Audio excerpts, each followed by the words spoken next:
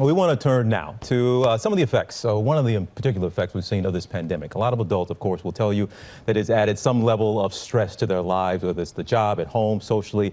It's been a lot to handle, but kids as well, their mental health, their stress, well, they've endured as well. There's a new campaign now that's offering some important reminders. Take a look at this. How to overload a circuit. Plug in. Plug in. Plug in. Anyone else have a favorite subject? Plug in. Plug in. Plug in. What are you waiting for? Plug in. Plug in. Well, that is a portion of a new PSA from the Sandy Hook Promise Group, and co-founders of this group, Nicole Hockley and Mark Barden, are with us now to tell us all about it. Thank you both for being with us. And Nicole, I'll start with you. How did the Kids Are Not All Right campaign come about in the first place?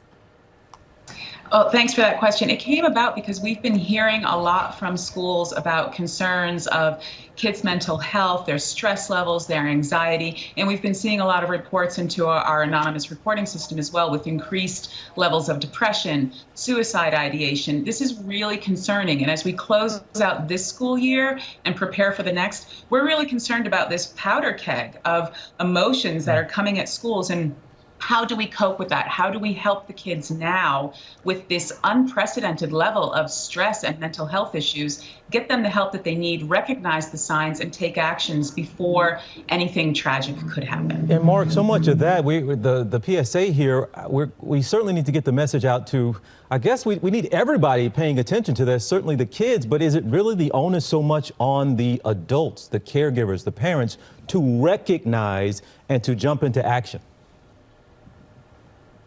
That's right, TJ, and thanks for asking that. And it's right, the caregivers, the caring adults in the lives of these students need to be vigilant. They need to be aware of these warning signs and take the next appropriate steps.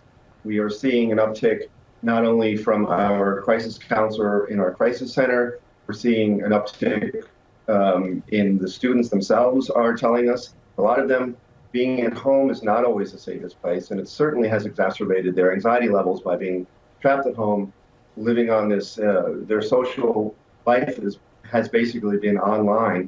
And now as they reemerge into face-to-face social situations, we really have to be vigilant and watching out for these warning signs. Yeah, and Nicole, speaking to the schools, I mean, we have all been dealing, obviously, with this pandemic, and schools have not been, for the most part, operational for in-person learning on a consistent basis. So as we hopefully go into a new school year where that will be the case, what can schools be doing right now to prepare for what you called what could potentially be a powder keg of emotions and concerns? What can they do now to get ready for the fall?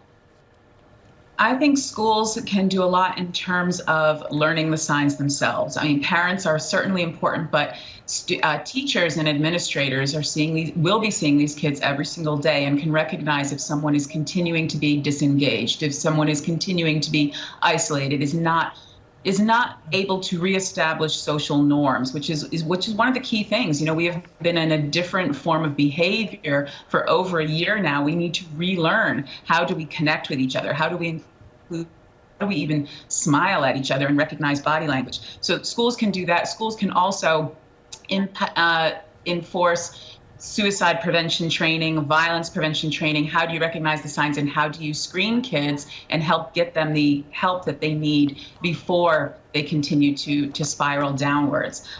These are things that schools can do right now, and I think we need to think about our students. We also need to think about our educators and administrators. This is a stressful and helpful time for them as well, so mental health support is needed for everyone. Nicole Hockley, Mark Barden, thank you both for the work you're doing. Again, Sandy Hook Promise Group, we appreciate you. And this is something we absolutely need to be talking about a whole lot more as we get ready to open schools. Thank you both for being here. We'll see you down the road.